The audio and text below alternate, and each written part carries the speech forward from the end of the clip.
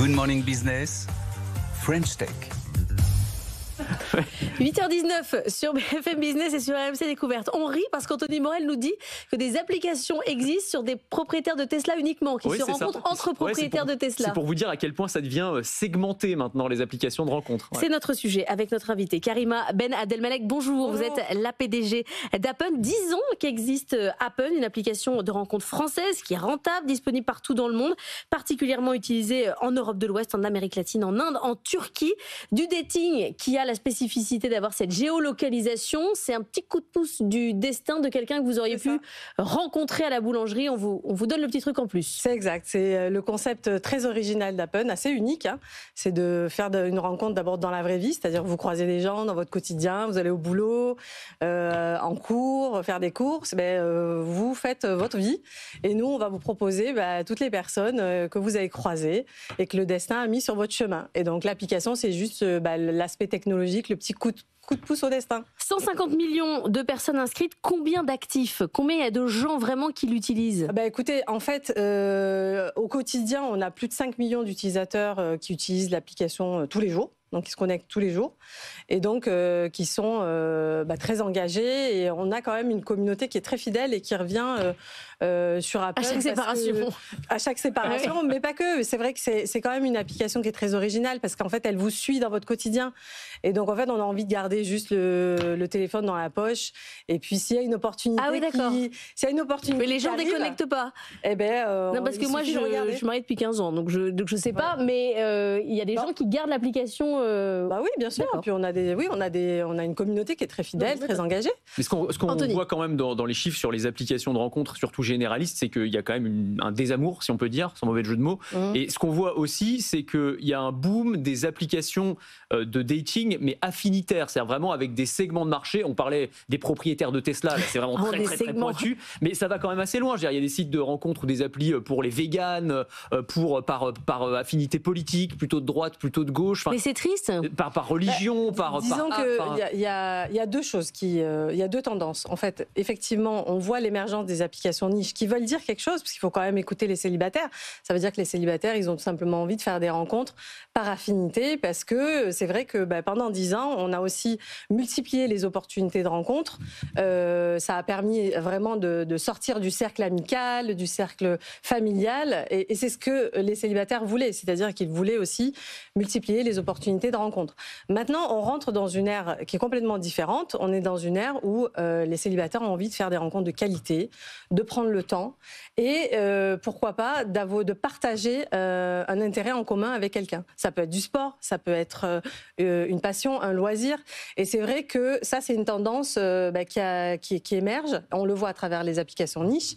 Mais ça vous attaque un peu le marché. Ça nous a obligés à nous adapter aussi, parce que nous, étant application généraliste, on s'est adapté à ça et on a aussi créé des fonctionnalités qui permettent aux gens maintenant de faire des rencontres par affinité. Alors nous, comme on est une application très ancrée dans la vraie vie, nos loisirs et nos points communs, ça va être plutôt le bar que tu préfères, le musée où tu vas, ton resto préféré, ta boulangerie, ton quartier. En fait, nous, notre point commun, c'est vraiment ta vie de tous les jours. Et le deuxième aspect, c'est la rencontre où on veut des rencontres plus qualitatives. Donc, on va aussi proposer des rencontres peut-être moins nombreuses. Et c'est pour ça qu'on a des fonctionnalités maintenant où on vous recommande, sur Appen par exemple, tous les matins à 8h, on vous propose 10 personnes à rencontrer. Ah oui, c'est pas mal. Donc du coup, ça vous fait gagner. Ça fait une journée chargée. Faut faire le tri.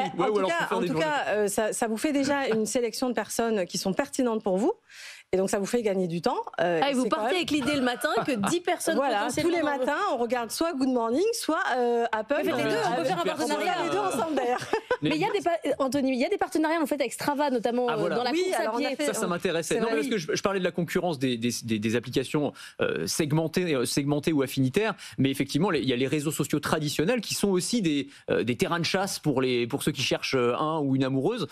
Et donc Strava, par exemple, qui est le réseau des coureurs, c'est devenu maintenant quasiment un site de rencontre. Et c'est vrai aussi pour LinkedIn d'ailleurs. LinkedIn, il y a beaucoup de gens qui contactent via LinkedIn en essayant de séduire. Vous recevez des messages peut-être. Oui. Voilà. C'est vrai, mais c'est pas très grave. On arrive à coexister ensemble. Oui.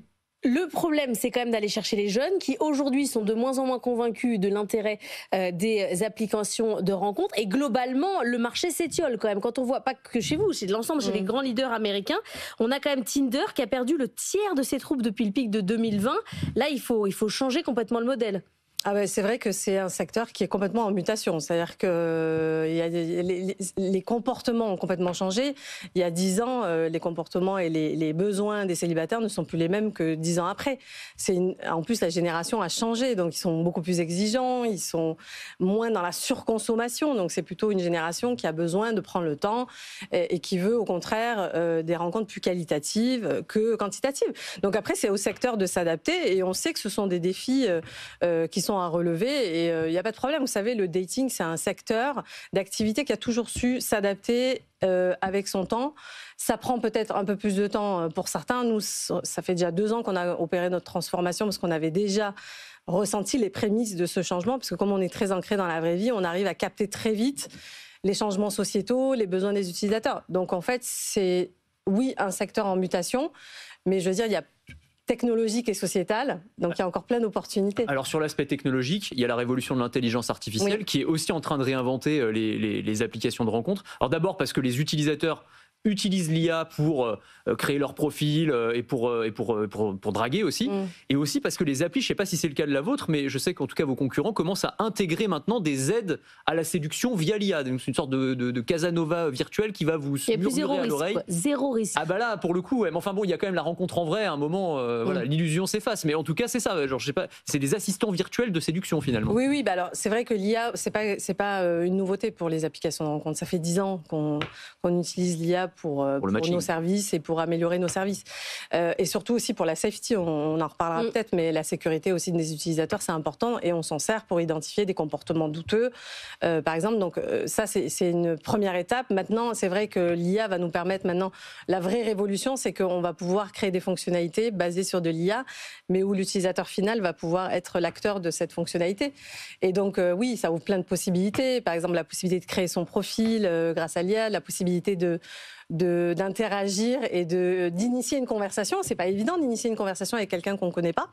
Eh ben, l'IA va peut-être nous aider à faire ce genre de choses. Donc, en fait, une IA qui répondra de l'autre côté. Donc, c'est deux IA finalement qui se séduiront l'une l'autre. Ça va nous permettre d'accélérer et d'améliorer la manière dont on fait des rencontres. Mais ce qui est sûr et certain, c'est que l'IA ne va jamais remplacer. À un moment, il faut se voir, en vrai. Voilà. Et l'alchimie entre deux personnes, l'IA ne le remplacera pas. Donc, votre spécialité à vous, c'est les questions juridiques, les questions de données. C'est là-dessus que vous travaillez depuis hyper longtemps sur différentes boîtes dans lesquelles vous avez bossé. Sur les questions justement de confidentialité des communications, il y avait e-privacy, c'était un projet de l'Europe. Elle va retirer l'Europe ce projet qu'elle trouve trop compliqué à mettre en œuvre.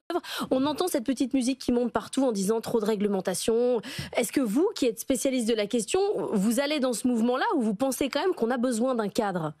Alors, moi, je suis pour, en tout cas pour les plateformes en ligne, je suis pour un cadre régulé. C'est-à-dire que il y a quelques années de ça, on a eu le RGPD qui était une réglementation très complexe. Pour autant, aujourd'hui, le RGPD, ça protège la vie privée de nos utilisateurs, ça protège les consommateurs. Et donc, il ne faut pas le voir comme une contrainte et des obligations, il faut le voir comme un avantage compétitif et un lien de confiance qu'on peut créer avec les célibataires. Aujourd'hui, on a deux autres sujets. On a le sujet du DSA, donc le règlement des services numériques, qui vient, on va dire, créer un cadre pour créer cet espace de confiance pour nos utilisateurs, donc leur garantir un certain niveau de sécurité, et qui contraint les plateformes en ligne à investir dans la sécurité des utilisateurs. Et donc, c'est pour moi, je trouve que c'est normal et ça fait partie de notre stratégie. Si on veut que nos services et nos plateformes en ligne perdurent dans le temps et qu'on ait des business comme ça qui permettent aux générations futures d'être dans un cadre de sécurité, moi je suis pour un secteur régulé. Et c'est pareil pour l'IA. L'IA, on en parle beaucoup aujourd'hui, mais on ne peut pas faire perdurer ou créer un business sain et dans une zone de non-droit.